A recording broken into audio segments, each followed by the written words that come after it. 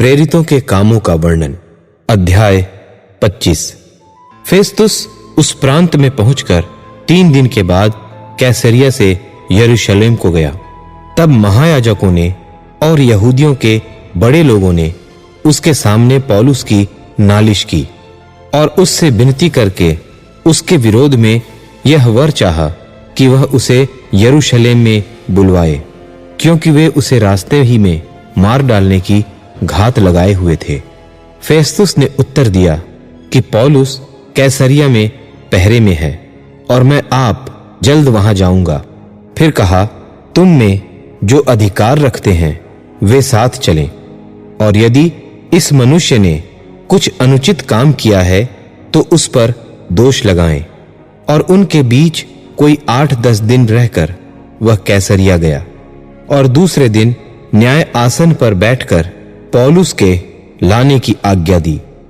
जब वह आया तो जो यहूदी यरूशलेम से आए थे उन्होंने आसपास खड़े होकर उस पर बहुतेरे भारी दोष लगाए, जिनका प्रमाण वे नहीं दे सकते थे।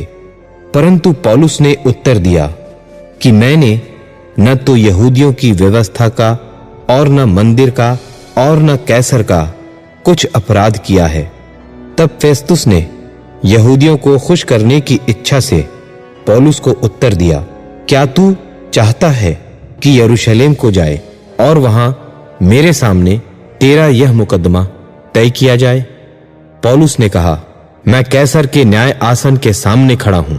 मेरे मुकदमे का यही फैसला होना चाहिए, जैसा तू अच्छी तरह जानता है। यहूदियों का मैंने कुछ अपराध नहीं किया। यदि अपराधी हूं और मार डाले जाने योग्य कोई काम किया है तो मरने से नहीं मुकरता। परंतु जिन बातों का ये मुझ पर दोष लगाते हैं, यदि उनमें से कोई बात सच न ठहरे तो कोई मुझे उनके हाथ नहीं सौंप सकता। मैं कैसर की दुहाई देता हूं। तब फेस्तुस ने मंत्रियों की सभा के साथ बातें करके उत्तर दिया, तूने कैसर की दुहाई दी है, तू कैसर के पास जाएगा।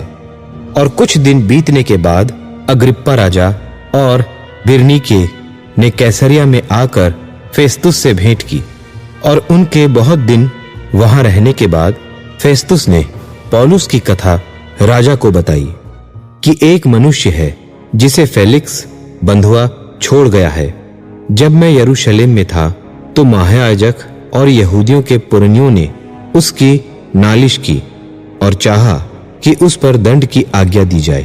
परंतु मैंने उनको उत्तर दिया कि रोमियों की यह रीति नहीं कि किसी मनुष्य को दंड के लिए सौंप दें, जब तक मुद्दालय को अपने मुद्दइयों के आमने सामने खड़े होकर दोष के उत्तर देने का अवसर न मिले।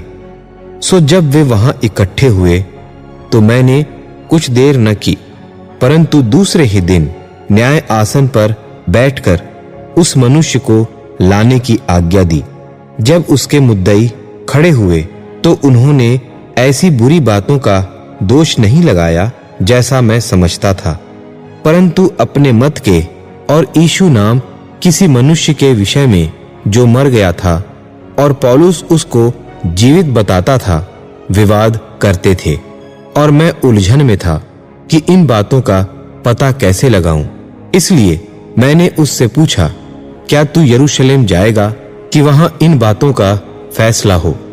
परंतु जब पौलुस ने दुहाई दी कि मेरे मुकदमे का फैसला महाराजाधिराज के यहाँ हो, तो मैंने आज्ञा दी कि जब तक उसे कैसर के पास न भेजूं उसकी रखवाली की जाए। तब अग्रिप्पा ने फेस्तुस से कहा, मैं भी उस मनुष्य की सुनना चाहता हूं। उसने कहा, तू कल सुन लेगा।